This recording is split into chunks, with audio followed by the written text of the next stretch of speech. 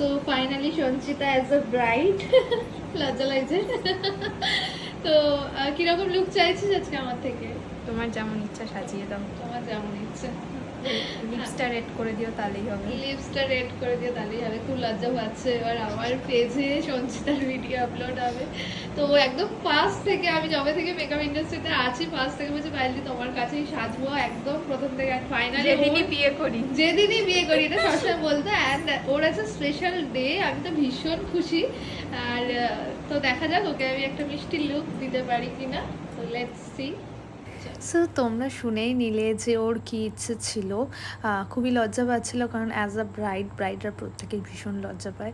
তো আজকে আমি ওকে এই লুকটা দিয়েছি, অ্যান্ড ওর বেসটা তোমরা একদম সামনে থেকে দেখতে পাচ্ছ, কোনো এডিট নেই, কিছু নেই, কতটা ফ্ললেস বেস হয়েছে।